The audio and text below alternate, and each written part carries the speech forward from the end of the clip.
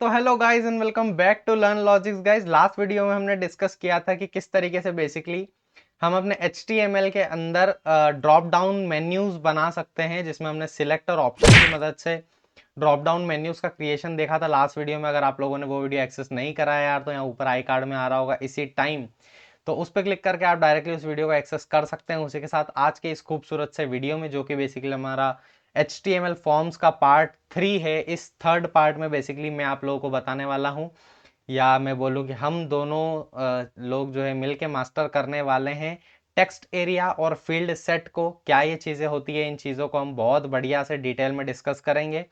उसी के साथ VS कोड पे हम इनको चला के भी देखेंगे। ठीक है, तो सारी चीज़ें एकदम शुरुआत से लेकर अंत तक क्लियर हो जाएगी। आखिरी तक वीडियो में बने रहें। तो बिना किसी देरी के गाइस वीडियो को स्टार्ट करते हैं। Let's get started. अगर आप लोगों ने अभी तक लर्न लॉजिक्स चैनल को यार सब्सक्राइब नहीं किया है, तो यार वो नीचे लाल बटन को सब्सक्राइब कर दो। हाथ से मुंह से जिससे दबाना है दबा दो, बस बटन दब जाना चाहिए। और उसी का पड़ोसी है एक नोटिफिकेशन का बेल आइकन, उसको भी प्रेस कर देना, ताकि जैसे ही मैं इधर वीडियो डालूं तो टंग टंग टंग टंग आपका फोन भी उधर जो है रिंग होने लगे। ठीक है, तो करते हैं यार कार्यक्रम चालू। अगर आप लोगों ने अभी तक मुझे लिंक्डइन पे फॉलो नहीं किया यार, तो यहाँ पे मुझे प्लीज़ जाके फॉलो करो, क्योंकि मैं जो है वेब डेवलपमेंट से रिगार्डिंग रोज़ कुछ ना कुछ नया पोस्ट करते रहता हूँ। तो आप लोग भी जो है अपनी जो जर्नी आपकी जो है वेब डेवलपमेंट की, उसमें आपको बहुत सारे फैक्ट्स एंड फिगर्स जानने को मिलेंगे। ये है अपनी खूबसूरत see the ultimate web development course की प्लेलिस्ट, जिसको आप लोग बुकमार्क करके सेव कर सकते हैं। इसमें ही पूरा सिस्टमेटिक कोर्स एक पे एक जो वीडियोस है वो डाले जा रहे हैं। इसमें 22 वीडियोस हो चुके हैं। ठीक है, उसी के साथ ये अपनी the ultimate web development course की गिटहब रेपोजिटरी है, जिसमें आप लोगों को सारा कोड मिल जाएगा। बिना किसी देरी के वीडियो को स्टार्ट करते हैं। आज की इस खूबसूरत से वीडियो में हम जानने वाले हैं टेक्स्ट एरिया और फील्ड सेट के बारे में। फील्ड सेट के अंदर बेसिकली एक और नया टैग हम पढ़ेंगे, जिसका नाम है लेजेंड। तो वो मैं आप लोगों को वही बताऊंगा। इसके अंदर एक और चीज़ है, वो मैं यहाँ पे लिख देता हूँ, लेजेंड टैग। ठीक है, तो इसको भी हम वहाँ पे पढ़ने वाले हैं। तो देखो, अब हम सबसे पहले क्या करेंगे, हम टेक्स्ट एरिया के बारे में जानते हैं। तो देखो, आप लोगों को पता है, अगर आप लोगों ने जो अपना HTML फॉर्म्स का वीडियो देखा है, कि हमारे पास एक इनपुट टाइप टेक्स्ट हुआ करता था, जो कि बेसिकली बाय डिफॉल्ट क्या होता है, टेक्स्ट होता है ना। तो बेसिकली इस टेक्स्ट की जगह ये टेक्स्ट क्या होता है कि जब इसकी इतनी स्पेस होती है, ठीक है, तो यहाँ तक चलता चला जाता है। जब ये यहाँ तक भर जाता है ना, तो इधर का टेक्स्ट इधर घुसने लग जाता है, इधर का टेक्स्ट इस साइड घुसने लग जाता है। तो यानी कि जब भी बड़ा मैसेज होगा, तो थोड़ी सी क्या है, थोड़ी सी इनकंसिस्टेंसी पैदा होती है। इनकंसिस्टेंसी पैदा होती है, या तो मैं बोलूं कि मेरा जो टेक्स्ट है वो मैं क्या लिख रहा हूँ वो मैं देख नहीं पाता हूँ, जब मेरा टेक्स्ट बहुत बड़ा होता है। तो for a large input text, यानी कि जब भी हमारे पास इनपुट टेक्स्ट बड़ा होगा, यानी कि जब मेरे को बहुत सारा टेक्स्ट यूजर से इनपुट कराना होगा। मान लो मैं बोल रहा हूँ कि यूजर को मेरी वेबसाइट का एक्सपीरियंस कैसा लगा, तो मान लो कोई तो फैंटास्टिक लिखेगा सिर्फ एक शब्द में, और मान लो किसी को बहुत सारी चीजें शेयर करनी है, वो 10-12 पॉइंट शेयर करना चाहता है, तो क्या वो टेक्स्ट में लिख पाएगा? नहीं। उस केस में बेसिकली मेरे पास होता है टेक्स्ट एरिया। क्या होता है? मेरे पास होता है text area. Text area basically एक पेयर टैग है, तो टेक्स्ट एरिया ओपन भी होगा, टेक्स्ट एरिया जो है वो ओपन भी होगा, और टेक्स्ट एरिया जो है वो क्लोज भी होगा, टेक्स्ट एरिया जो है वो क्लोज भी होगा। ठीक है, अब इस टेक्स्ट एरिया के बहुत सारे एट्रीब्यूट्स होते हैं हमारे पास।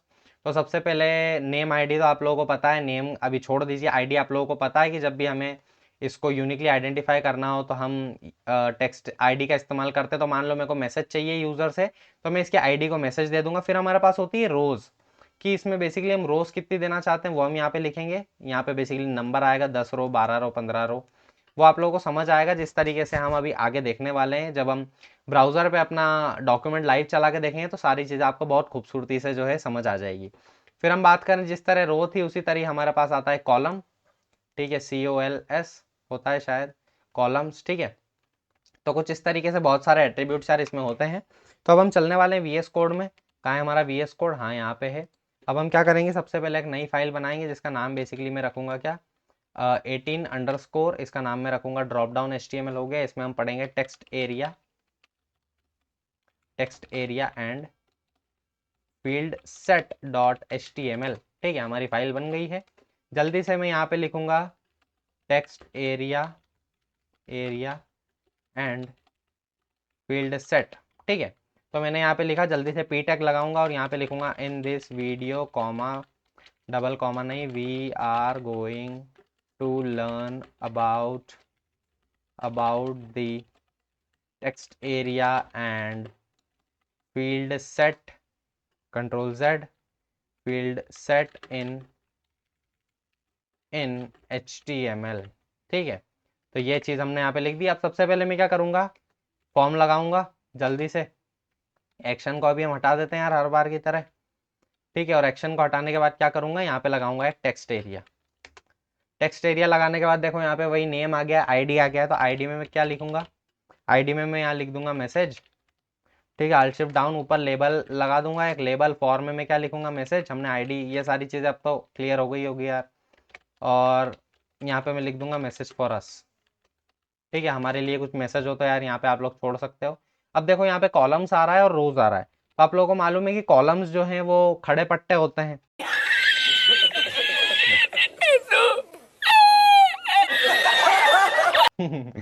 खड़े पट्टे, ठीक है। तो खड़े पट्टे आप लोगों को पता होगा ना, खड़े पट्टे क्या होता है। तो कॉलम जो है वो वर्टिकल होते हैं और रोज हमारी हॉरिजॉन्टल होती है। तो ये जो खड़े पट्टे होते हैं ये वाले, ये आप लोगों को पता है, ये कॉलम्स होते हैं। और ये जो सोए हुए आड़े पट्टे होते हैं ये बेसिकली हमारे रोज होते हैं। ठीक है, इतनी बात तो अब सबको समझ में आ गई होगी। तो रोज और कॉलम्स यहाँ पे है। तो देखो अगर मैं अभी इन रोज और कॉलम्स को यहाँ से क्या करूँ, हटा दूँ। ठीक है, मैंने इसको हटाया और मैं अपने पेज को जल्दी से गो लाइव करूँ तो मेरा जो फटाफट से डॉक्यूमेंट है वो खुल जाएगा। ठीक है, नो सरप्राइजेस एट ऑल, खुल जा भाई। हाँ, ये देखो कितना बढ़िया है। ठीक है, तो ये देखो मैसेज फॉर अस आ गया है। अब यहाँ पे अगर मैं कुछ लिखूँ, जैसे ये ऊपर का टेक्स्ट कॉपी करके यहाँ पे लिख देता हूँ, है ना, control C, control V, control V, control V, control V। अब देखो यहाँ पे अभी जब हमने रोज और कॉलम सेट नहीं किए हैं तो यहाँ पे देखो बहुत सारे ये आ रहे हैं। ये क्या आ रहे हैं, ये देखो यहाँ पे ये क्या आ रहा है, हमारा स्क्रॉल बार आ गया है छोटा सा। पर जब हम रोज और कॉलम्स इसके सेट कर देंगे ना, तो इसकी विड्थ और हाइट को हम जो है क्या कर सकते हैं, हम इसकी विड्थ और हाइट को मैनेज कर सकते हैं। तो कॉलम्स मान लो मैं 10 दे रहा हूँ और रोज मान लो मैं कितनी दे रहा हूँ, रोज मान लो मैं रोज भी 10 दे रहा हूँ। और जब मैं इधर आऊंगा ना तो देखो हमारा ये कितना लंबा हो गया है, क्योंकि हमने इसकी रोज बहुत ज़्यादा कर दी है। तो मैं कॉलम्स इसके 30 करूंगा। ठीक है, तो 30 कॉलम करे तो ये देखो यार कितना बड़ा हमारा अब ये हो चुका है। अब हम इसमें कितना भी लिखे तो देखो जितना भी टेक्स्ट हम यहाँ पे लिखेंगे ना, मान लो मैं कुछ भी लिख रहा हूँ तो ये नीचे को आता जाएगा। ठीक है, कुछ इस तरीके से। तो अब मैं जो भी लिख रहा हूँ यहाँ पे वो मैं सारी चीज़ें क्या कर सकता हूँ, सारी चीज़ों को मैं देख सकता हूँ। तो ये बेसिकली फ़ायदा होता है हमारा काय का, हमारा टेक्स्ट एरिया का। वहीं मैं आपको ऊपर जो है ना एक इनपुट टाइप वो भी लगा के दिखाता हूँ। तो लेबल मैंने यहाँ पे लिखा, फॉर मैंने यहाँ पे लिखा नेम। ठीक है, और मैंने यहाँ पे लिखा नेम लिखो यहाँ पे, और मैंने यहाँ पे इनपुट टाइप टेक्स्ट लगाया। ठीक है, इनपुट टाइप टेक्स्ट लगाया और आईडी मैंने इसको दी नेम। ठीक है, अब चूंकि हमारा नेम तो बड़ा होगा नहीं, पर जब भी मान लो कि हमने अगर अपना जो टेक्स्ट है वो, जब भी हमको बड़ा टेक्स्ट चाहिए तो अगर हमने अपना इनपुट टाइप टेक्स्ट का इस्तेमाल किया तो हमें बहुत ज़्यादा दिक्कत आने वाली। अब देखो जैसे ही मैंने यहाँ पे टेक्स्ट लिखा तो जैसे ही इसकी बेसिकली पूरी विड्थ कवर हुई, देखो जैसे ही पूरी इसकी विड्थ कवर होगी तो टेक्स्ट जो है वो उधर घुसने लग जाएगा। तो मैं जो लिख रहा हूँ वो मैं देख नहीं पाऊंगा। ठीक है, तो इसी का सोल्यूशन निकालने के लिए हमारे पास इनपुट टाइप टेक्स्ट एरिया आया। ठीक है, तो इतनी बात आप लोगों को समझ आ गई होगी यार। मैं इसको हटा देता हूँ यहाँ से। ठीक है, और इस मामले को, अरे फॉर्म फोरम, ठीक है, और इसको यहाँ से हटा देते हैं। तो इतनी बात सबको समझ में आ गई होगी कि बेसिकली हमारे पास क्या दिक्कत थी इनपुट टाइप टेक्स्ट में। छोटे टेक्स्ट के लिए हम टेक्स्ट का इस्तेमाल करेंगे, पर हमारे पास जब बहुत सारा टेक्स्ट होगा, जब हमारा जो टेक्स्ट है उसकी वैल्यू वेरिएबल हो सकती है। मान लो हम कभी कुछ एक्सपीरियंस ले रहे हैं या हमारा फीडबैक ले रहे हैं यूज़र से अपनी वेबसाइट का, कि उसको हमारी वेबसाइट पे बेसिकली क्या लगा, किस बात की कमी लगी। तो उन सारी चीज़ों के लिए हम बेसिकली टेक्स्ट एरिया का उपयोग करेंगे। ठीक है, हम यहाँ पे जिस तरीके से हम उधर लगाते थे उसी तरीके से हम प्लेस होल्डर भी लगा सकते हैं। ठीक है, प्लेस होल्डर मैंने लगाया, मान लो मैसेज फॉर अस ही लिख देता हूँ, मैसेज फॉर अस। ठीक है, तो ये देखो यहाँ पे मैसेज फॉर अस आ जाएगा कुछ इस तरीके से। अब मैं जैसे यहाँ पे कुछ लिखूंगा, हे देयर, ठीक है, my experience on the website is quite fantastic, क्या बात है। और मैं यहाँ पे यार एक इमोजी भी लगाना चाहूँगा, ये अपनी ये वाली, और मैं एंटर कर दूंगा।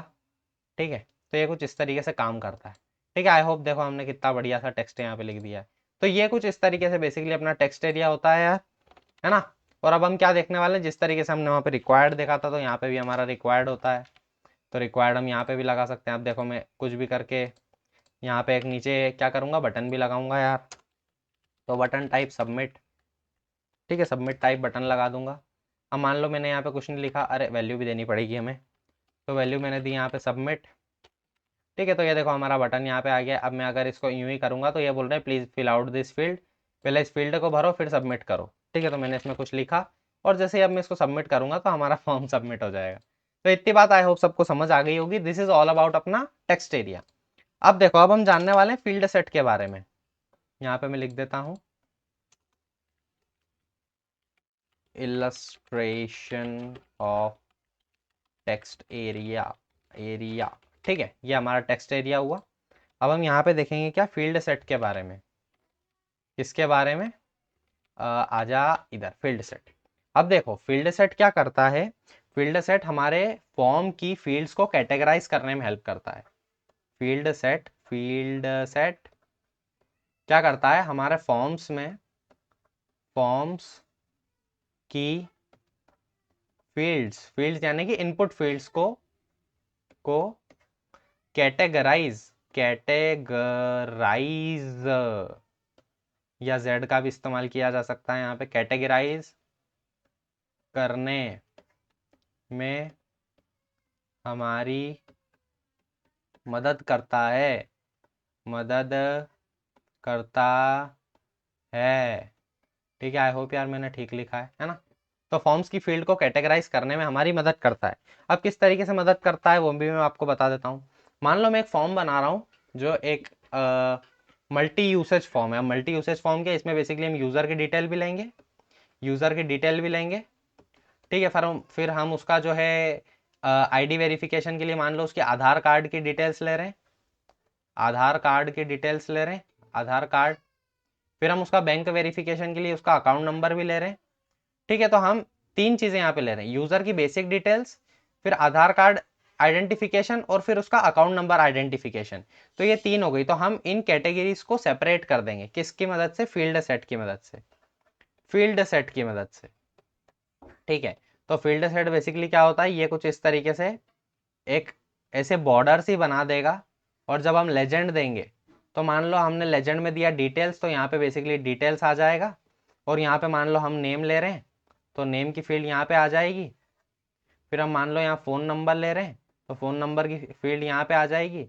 मान लो फिर हम यूज़र का एड्रेस ले रहे हैं तो एड्रेस की फील्ड यहाँ पे आ जाएगी। ठीक है, उसी तरीके से मान लो फिर हमारा नेक्स्ट आया आधार कार्ड वाला। ठीक है, तो इसी के बाद हमारा आधार आ जाएगा, आधार की डिटेल्स। ठीक है, उसमें भी ऐसी फील्ड सेट आ जाएगी पूरी। यहाँ पे आएगा आपका आधार नंबर और यहाँ पे आप आपका आधार नंबर डाल सकते हैं। फिर मान लो हमारी अकाउंट की आ गई तो अकाउंट आ गया, यहाँ पे हमारा कुछ इस तरीके से अकाउंट नंबर, आईएफएससी कोड और यहाँ पे एक और कुछ फील्ड आ जाएगी। ठीक है, तो कुछ इस तरीके से बेसिकली हम अपने फॉर्म की कैटेगरीज को सेपरेट कर सकते हैं। और हम बता सकते हैं कि ये जो ये बेसिक डिटेल्स की है, फिर ये हमारा आधार की है, फिर ये हमारे अकाउंट की है। ठीक है, तो इस काम को करने के लिए बेसिकली हम क्या करते हैं, हम फील्ड सेट का इस्तेमाल करते हैं। For this particular instance of time में इसको कमेंट आउट करना चाहूँगा यार। ठीक है, और मैं अब आप लोगों को बताऊंगा फील्ड सेट के बारे में। तो ये फील्ड सेट मैंने लिखा। फील्ड सेट के अंदर सबसे पहले मैं दूंगा लेजेंड। ठीक है, लेजेंड में मैं क्या लिखूंगा, सबसे पहले बेसिक डिटेल्स, बेसिक डिटेल्स। ठीक है, बेसिक डिटेल्स लिखा। फिर मैंने इनपुट टेक्स्ट, या सबसे पहले मैं यहाँ पे लिखता हूँ नेम। ठीक है, फिर मैं इनपुट लगाता हूँ, इनपुट मैंने लगाया टेक्स्ट। ठीक है, प्लेस होल्डर में लगाऊंगा एंटर योर नेम, या सिर्फ नेम हियर लिखूंगा, नेम हियर। ठीक है, फिर मैं क्या करूंगा, यहाँ पे नेम हियर लिखने के बाद मान लो कुछ और डिटेल्स, जैसे मैं क्या लिखूं, नेम के बाद अपना ईमेल हो गया। ठीक है, तो ईमेल, इनपुट टाइप ईमेल। ठीक है, फिर प्लेस होल्डर यहाँ पे लिखूंगा ईमेल हियर। ठीक है, मान लो फिर मैं लिखना चाहता हूँ पासवर्ड ले लेते हैं, काम करते हैं। ठीक है, तो इनपुट टाइप पासवर्ड। ठीक है, वापस से प्लेस होल्डर पासवर्ड हियर। इतना हो गया। इन तीनों के बाद मैं यहाँ पे ब्रेक लगाऊंगा यार, नहीं तो एक के आगे एक आ जाएंगे। ठीक है, तो मैंने यहाँ पे एक ब्रेक लगाया। उसी के साथ मैं एक नया फील्ड सेट बनाऊंगा। ठीक है, फील्ड सेट, फील्ड सेट इसके अंदर लिखूंगा लेजेंड। लेजेंड में मैं लिखूंगा आधार डिटेल्स, आधार, आधार DHAR, हाँ सही तो है ना नंबर, आधार डबल ए आएगा क्या, हाँ सही है, आधार डिटेल्स। ठीक है, आधार डिटेल्स के बाद में यहाँ पे लिखूंगा आधार नंबर।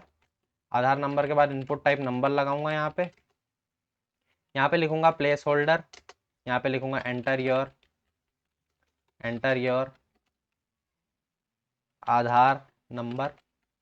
ठीक है, और नेक्स्ट लूंगा क्या, नेम, और यहाँ पे लिखूंगा एस पर आधार। ठीक है, आधार के अकॉर्डिंग, अरे अबाउट नहीं, आधार, आधार, तो आधार के अकॉर्डिंग यहाँ पे यूजर अपना नेम डालेगा, DHAR, ठीक है, तो आधार के अनुसार यूजर यहाँ पे अपना नेम डालेगा। इनपुट टाइप क्या हो गया, इनपुट टाइप, या सिर्फ इनपुट लिखेंगे तो ही आ जाएगा। फिर वापस से यहाँ पे क्या लिखेंगे हम, यहाँ पे प्लेस होल्डर लिखेंगे, बेसिकली प्लेस होल्डर, और यहाँ पे लिखेंगे नेम। ठीक है, बस इतना ही रखते हैं। और जैसे ही हम अपनी वेबसाइट पे अब उधर जाएंगे तो देखो यार, आप लोगों को एक बहुत बढ़िया सी चीज़ देखने को मिलेगी कि ये देखो सेपरेशन दिख रहा है ना, ये देखो हमारी बॉर्डर आ गई है यहाँ पे, फिर यहाँ पे हमारा नेम आ रहा है, ईमेल आ रहा है, पासवर्ड आ रहा है, फिर एंटर और आधार नंबर आ रहा है, फिर हमारा नेम आ रहा है। ठीक है, तो ये बेसिकली होता है सेपरेशन ऑफ लॉजिक, या हमारी जो फील्ड्स हैं उनको कैटेगराइज करने का काम करना। तो इस तरीके से बेसिकली हम कैटेगराइज कर सकते हैं। अगर आप चाहें तो यहाँ फील्ड सेट के बाद भी यार एक ब्रेक दे सकते हैं। ठीक है, तो यहाँ पे बेसिकली थोड़ी सी स्पेस आ जाएगी, और चाहें कि आप यहाँ पे भी थोड़ी थोड़ी गैप और आए तो आप एक काम और कर सकते हैं कि इनके बाद आप एक ब्रेक और दे दें। ठीक है, तो ये देखो यार कितना बढ़िया हमारा फॉर्म बन गया है। हमने किस तरीके से बेसिकली अपने फॉर्म को कैटेगराइज कर लिया है। अगर मैं इसको थोड़ा छोटा भी करूँ कुछ इस तरीके से 100 पे लेके जाऊँ तो हमारा जो फॉर्म है वो बहुत बढ़िया दिख रहा है। और अगर हम इसके नीचे आधार के बजाय आधार के अलावा अकॉर्डिंग टू अकाउंट वाला अगर सेक्शन भी ऐड करना चाहें तो वो भी हम बहुत आसानी से कर सकते हैं। तो यार कुछ इस तरीके से बेसिकली हमारा पूरा काम होता है। मैं क्या करूँगा, इसको बेसिकली यहाँ से हटाऊँगा। ठीक है, इसको अनकॉमेंट करूँगा, Ctrl+Z, अरे इसको नहीं, नीचे तक, तो शिफ्ट से इसको नीचे लेके आऊँगा, इसको अनकॉमेंट करूँगा कुछ इस तरीके से। ठीक है, और एक काम मैं करना चाहूँगा, Ctrl+X, और मैं यहाँ पे एक और फील्ड सेट लगाता हूँ, मान लो। ठीक है, मैंने यहाँ पे एक और फील्ड सेट लगाया। सबसे पहले यहाँ पे एक ब्रेक लगाऊंगा, फिर यहाँ पे एक फील्ड सेट लगाऊंगा, फील्ड सेट। ठीक है, इसके अंदर एक लेजेंड दूंगा, यहाँ पे लिखूंगा मैसेज फॉर अस, या मैं यहाँ पे फीडबैक लिख देता हूँ, फीडबैक। ठीक है, और यहाँ पे बेसिकली मैं उसको पेस्ट कर दूंगा। तो देखो अगर मैं अब इधर जाऊँ तो ये देखो यहाँ पे हमारा जो है मैसेज फॉर अस भी आ रहा है।